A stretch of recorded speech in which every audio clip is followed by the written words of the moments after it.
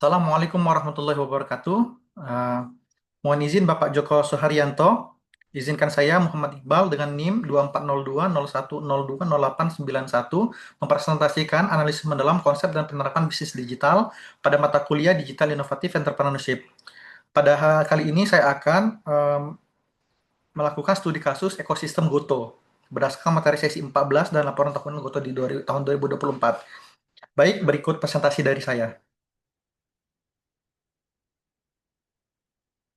Nah, seperti yang kita ketahui, untuk ada paradigma baru untuk digital innovative entrepreneurship, yaitu value creation melalui sumber daya digital.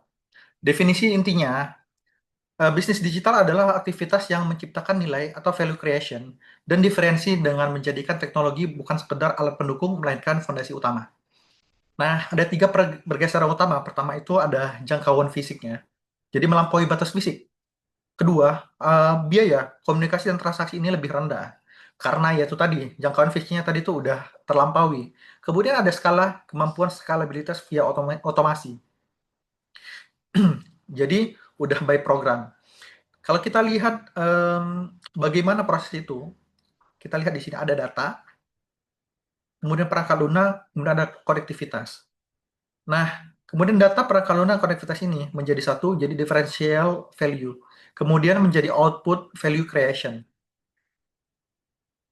Jadi apa sih precarious mekanisme ini konvensional versus digital? Ada beberapa aspek tentunya. Pertama, jangkauan pasar. Kedua, keunggulan kompetitif. Ketiga, biaya transaksi. Keempat, peran data. Kalau kita lihat dari biaya bisnis konvensional ini, seperti kita ketahui dibatasi dengan kapasitas fisik, ya, seperti lokasi, toko, jam operasional. Nah, kalau misalkan di digital, lintas wilayah itu udah nggak terbatas itu lagi. Jadi bisa melalui platform digital di mana dengan HP kita itu udah bisa kita akses pasar itu maupun apapun itu yang dari digital. Jadi penurunan biaya itu sangat kecil sekali, baik itu promosi maupun eh, tempat lokasi seperti sewa. Nah, kemudian keunggulan kompetitif, aset fisik, logistik skala manufaktur. Kalau di digital itu kan dia langsung platform aja. Kemudian dia lihat dari data, algoritma, UX, dan inovasi cepat. Kemudian pastinya dari biaya transaksi itu, progres manual dan koordinasi tinggi ya, kalau misalkan kita konvensional. Kalau di digital itu efisiensi via otomasi, jadi pencocokan otomatis gitu. Jadi kita udah tahu siapa aja konsumen kita yang akan kita promosikan dengan by data. Nah, kemudian itu ada peran data. Otomatis untuk mengurangi semua itu kita harus tahu datanya juga ya untuk promosi segala macam. Kalau misalkan dulu kan data itu kan menjadi alat pendukung keputusan. Kita akan sulit kalau misalkan kita dengan bisnis konvensional untuk mendapatkan datanya. Kita akan merangkum data-data itu sendiri dengan manual. Tapi beda dengan bisnis digital. Bahan baku utama itu jadi langsung langsung kita dapatkan dari akses dari rekan-rekan pelanggan, kemudian mitra kita sendiri. Jadi bahan baku utama untuk personalisasi dan inovasi itu jadi lebih luas. Nah, sebenarnya ada tiga tipologi model bisnis digital. Sebenarnya pertama itu ada versi digital itu sendiri, kemudian ada fasilitator digital, kemudian ada bisnis digital hybrid. Kalau untuk yang pertama itu, konsepnya itu tuh mengubah format dari fisik ke digital sebenarnya. Jadi digitisasi gitu. Nah, contohnya, kalau dulu kita ke Gramet itu kita beli buku fisik, tapi untuk Gramedia sekarang ini udah menyediakan layanan e-book. Dengan kita berlangganan Gramedia, kita bisa mengakses buku di Gramedia. Kemudian juga kalau dulu kita pergi ke perpustakaan untuk melihat jurnal, membaca jurnal, tetapi kita sekarang udah bisa melihat e-jurnal. Maupun kita bisa melihat jurnal-jurnal luar negeri dengan Q1, Q2 dan segala macamnya ya. Kemudian jadi fokusnya ini adalah aksesibilitas dan distribusinya yang murah.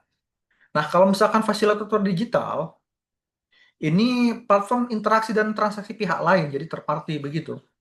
Contohnya seperti kalau kita ngelihat itu marketplace dan online shop ya. Kalau fokusnya itu sendiri itu ada di mekanisme pasar dan network efeknya itu. Nah, kemudian itu ada bisnis digital hybrid.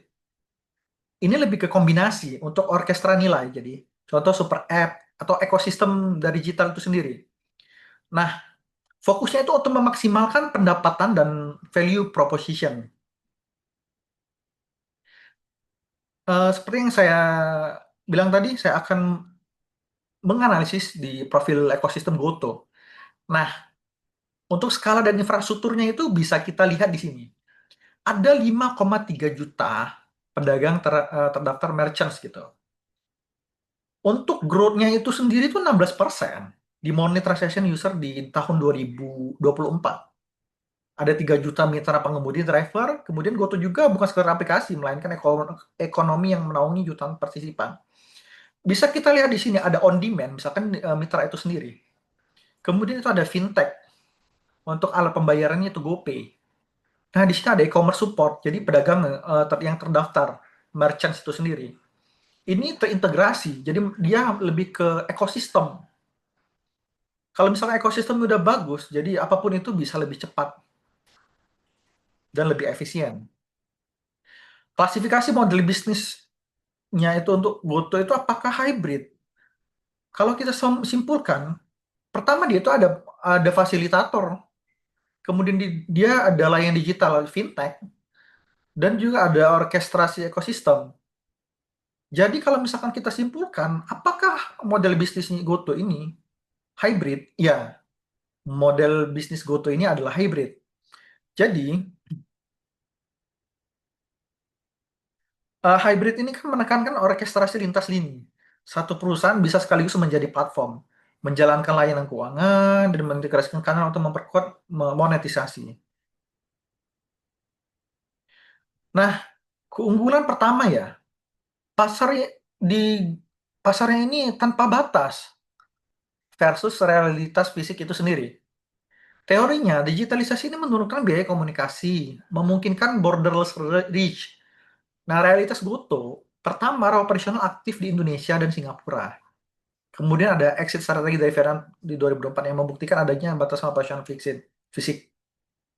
Jadi masukannya itu tanpa batas berlaku pada teknologi, namun eksekusi itu membutuhkan lokalisasi. Seperti yang kita lihat tadi ada exit strategi dari Vietnam itu ya. Kemudian untuk keunggulan yang kedua, potensi penghasilan dan monetisasi jejaring. Nah, mekanisme multi-site platformnya pendapatan itu didorong oleh indirect network effect. Monetisasi utama melalui service fee, imbalan jasa, tentunya kepada mitra. Kalau kita lihat siklusnya itu jadi service fee untuk pendapatan ke mitra itu, kemudian menambah more users lagi, otomatis menambah merchants lagi, otomatis lagi maka dia akan higher value. Nah, higher value ini akan menambah service fee lagi. Dan siklus itu akan berputar. Pada tahun 2024, kinerja GoTo ini ada peningkatan core GTV atau Gross Transaction Value. Kalau kita lihat ya.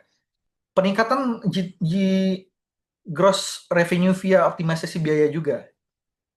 Ada juga growth levers-nya itu. Pertama ada frekuensi transaksi naik. Kemudian wallet share terkonsolidasi. Otomatis ada efisiensi operasional. Keunggulan ketiga, teknologi sebagai mesin skala ya. Pertama itu Goto AI, jadi ada meningkatkan pengalaman penggunaan keamanan platform. Kedua ada cloud partnership, infrastruktur elastis untuk skala masif. Ketiga ada governance, jadi operasi keamanan cyber dan kepatuhan privacy. Impact-nya ini, teknologi memungkinkan replicable innovation untuk menangani jutaan transaksi harian. Nah, untuk spektrum transformasi ini, dari digitisasi ke transformasi, ini posisi Goto. Awalnya itu, Goto itu digitisasi. Jadi, konversi analog ke digital. Jadi, fokusnya itu efisiensi dasar dulu. Kemudian, Goto naik level. Masuk ke digitalisasi. Mengubah proses dengan alat digital. Jadi, ini lebih ke optimasi prosesnya. Otomisasi ya. Nah, Masuk ke yang ketiga, transformasi digital. Ini posisi Goto sekarang. Penciptaan model bisnis dan value chain baru, hybrid. Adapun saran dari kami untuk peta jalan strategis dari keberlanjutan dan adaptasi dari Goto itu. Pertama, ya, harus arsitektur, penguatan privasi dan keamanan data. Seperti ya, ini jelas ya ada undang-undang PDP-nya. Kepercayaan adalah mata uang utama untuk Goto itu sendiri. Kemudian ekspansi realistis. Fokus pendalaman kategori di pasar domestik dan ekspansi geografi selektif. Makanya seperti yang terjadi ada exit plan di Vietnam tadi, kita harus realistis dulu. Kalau misalkan kita masih hanya bisa di domestik, berarti kita akan fokus ke domestik dulu. Dan kita kurangin dulu untuk risk yang lebih besar, seperti misalkan di luar negeri. Jika memungkinkan dan udah bisa dilakukan, silahkan. Kemudian ada integrasi multibisnisnya ya. Ini mungkin lebih ke diperkuat lagi. Jadi ini mengurangi friksi on demand atau fintech untuk meningkatkan cross sell. Seperti sebenarnya udah dilakukan. Untuk fintech-nya GoPay bisa dilakukan di aplikasi Gojek dan juga di Tokopedia. Tapi bisa dilakukan otomatisasi yang lebih baik lagi. Kemudian ada pemberdayaan UMKM. Otomatis kalau misalkan kita lihat data tadi ya, ada 5,3 juta merchant untuk memperkuat supply. Ini bisa dikuatkan lagi untuk UMKM-nya dan mungkin lebih diarahkan sosialisasi untuk UMKM ini bisa berdaya gitu melalui platform GoTo ini sendiri. Nah, kesimpulannya, kita harus menyeimbangkan inovasi dan tata kelola. Inovasi tadi ya seperti platform bisa GoTo udah mempunyai AI dan juga GoTo juga sudah growth. Tapi seperti yang kami sampaikan tadi, GoTo juga harus memaksimalkan tata kelolanya. Dalam hal ini trust dan privasinya. Karena ini kan adalah platform digital di mana isu sekarang adalah isu-isu terkait digital. Phishing, hacking, dan lain-lain amat sangat marak di kita sekarang. Jangan sampai data-data kita, data-data pelanggan maupun data-data mitra itu bisa dijadikan um, kejahatan bagi orang-orang yang tidak bertanggung jawab. Kemudian kesimpulannya, model hybrid ini menawarkan ketahanan melalui diversifikasi pendapatan. Kemudian sukses masa depan bergantung pada keseimbangan antara agresi teknologi dan keamanan data tentunya. Transformasi digital adalah perjalanan berkelanjutan antara memperluas pasar tanpa batas dan memperdalam akar kepercayaan pengguna. Baik, berikut daftar pustaka yang kami gunakan. Terima kasih, sekian presentasi dari kami. Wassalamualaikum warahmatullahi wabarakatuh.